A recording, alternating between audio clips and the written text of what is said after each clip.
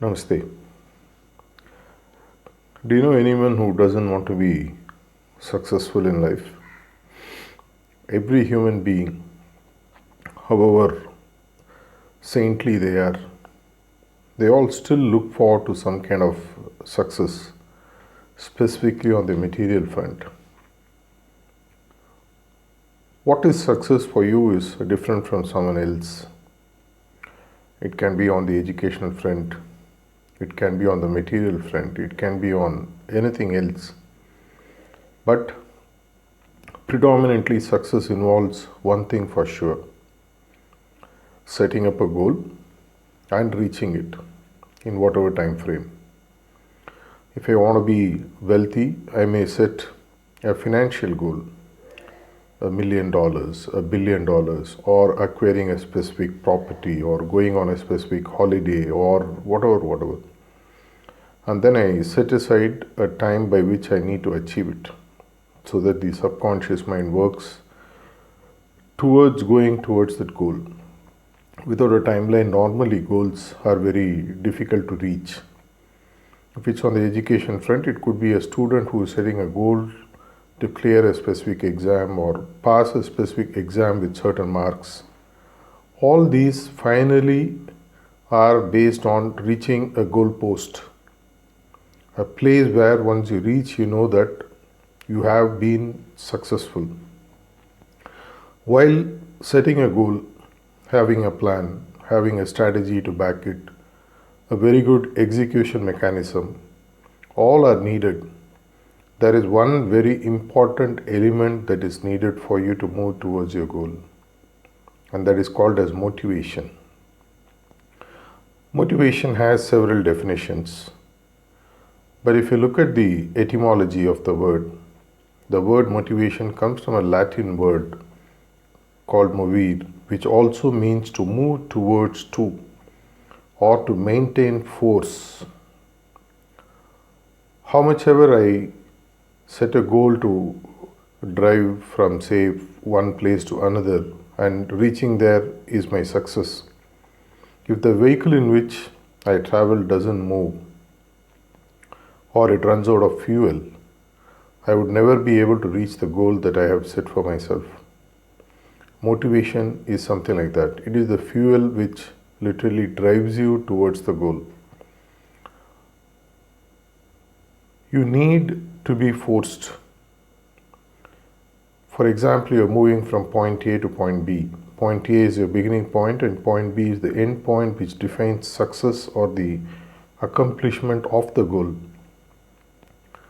To move, you need to be forced. Force here normally comes from two dimensions at least. One is called as an external force, the other is called as an internal force.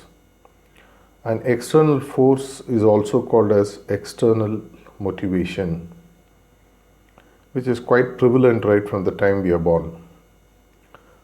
When we study well, our parents tell you that we'll take you out, we'll buy you something, I'll give you a good meal, things like that. They, by holding something which is external, hope that would act as the force for you to move towards the desired goal. It can also be a punishment, as they say, if you don't do this, I will not give you this. Hence, external motivation works both in terms of rewards and punishment. Yet, if the person makes up his or her mind for not reaching the goal because the external motivation is something that I would like to shun, or it doesn't help me to be inspired enough, that's where the true force of internal motivation comes. Internal motivation is when you have a reason to maintain the force to go towards the chosen goal on your own. It could be a transformation that you look forward to. It could be something that you're passionate about. It could be something that you love to do. It could be something that allows you to express yourself. It could be something, a habit which is very close to your heart. Whichever way you look at it, It is about moving towards a goal out of your own accord. Hence, internal motivation or intrinsic motivation, as they say, is what works the best. When you find reasons to be self motivated. If you had seen dragging a bull or a cow or any animal by its neck using a rope, you will find that at some point of time they resist heavily, because even at a level of an animal, they would like to participate in that movement where they want to go. Initially, out of fear of the owner hitting them with the stick or whatever, or with the temptation of a food being given at the completion of the task of moving. Typically, you will find that when a cow completes a work, it's given hay. These are all external motivators which only has a limiting factor. One, the biggest limiting factor is that someone needs to be externally present for them to continue to motivate you. And who is going to motivate them? And hence, internal motivation works the best. And this, in fact, is the biggest secret that spirituality offers. Many people continue to think spirituality is for people who seek God. Maybe it is true, but seeking God, going towards a chosen goal, all those things are perfectly fine. But if you are not going to move on your own towards any goal of your choice, you are not going to make any movement towards the goal which defines success for you. Spirituality, more than actually being a very powerful tool in taking you towards spiritual goals, as I see it, it's in fact one of the most powerful tools in making you materially successful. Let me tell you why. When you have the force inside you, which gives you a path and which gives you the courage for you to overcome abstract issues. Spiritual goals are very, very abstract. Going towards a God you haven't seen, only you have to feel. Going towards a chosen goal which has umpteen challenges and hindrances and hurdles. It requires tremendous amount of courage, tremendous amount of faith, tremendous amount of interdependence on you and your Guru. All this shapes your character so much that the same characteristics that help you to move towards a spiritual goal automatically become applicable in your material life as well. Can you just breathe only through the left nostril and not breathe through the right nostril? Unless you regulate the breath by making it move from left to right or right to left, we tend to breathe even without a knowledge from both the nostrils. The same is true for material and success, spiritual life success. Whatever principles I apply in spirituality automatically becomes available for me in the material life as well. And imagine there is a much higher benefit that automatically accrues, the way it happened to Pandavas in Mahabharata.